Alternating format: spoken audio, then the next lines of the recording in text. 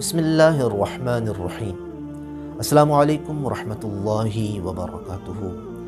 माह रजबुल मुरज्जब में जहाँ और बहुत सारी इबादतें हैं, दुआएं हैं और बड़ी बरकतें हैं, वहाँ एक अहम तरीन नमाज कि जिस नमाज की कम अज़ कम ये फ़जीलत है, और बहुत सारी फ़ज़ाइल रिवायात में मौजूद हैं, लेकिन ये भी रिवायात के जुमले हैं कि इसकी कम से कम और कम तर फ़जीलत ये है कि जो भी इस नमाज को कि जो माह रजब में पढ़ी जाती है और ख़ुसूसन 15 रजब को जो पढ़े वो नमाज सलमान है।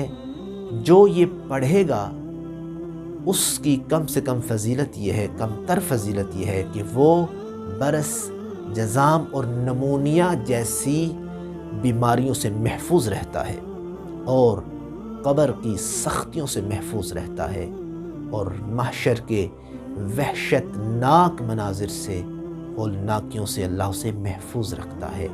ये कम तर फ़जीलत है, जिसकी कम तर फ़जीलत ये है कि वो क़ब्र की सख्तियों से और महशर के होलनाक मनाजिर से महफूज रहता है। तो ज़रा सोचें उसकी बड़ी फ़जीलतें क्या होंगी। यानी इसकी दो फ़जीलतें हुई, एक इसका फ़ायदा दुनिया में कि आप बीमारियों से महफूज रहेंगे, और दूसरा फ़ायदा आखिरत में है कि आप क़ब्र की सख्तियों से दूर रहेंगे, महफूज रहेंगे।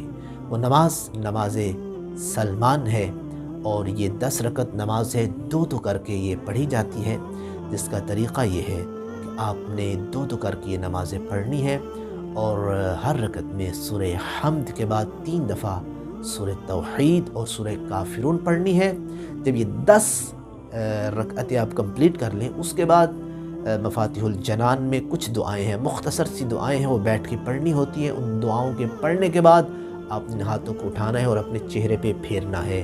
तो जो ये नमाज पढ़ता है वो दुनिया में बरस, जज़ाम, नमूनी जैसी बीमारियों से महफूज रहता है और क़ब्र की सख्तियों से भी महफूज रहता है। उम्मीद करता हूँ कि इंशाअल्लाह अल्लाह हमें ये नमाज़ पढ़ने की तौफ़ीक़ इनायत फरमाए।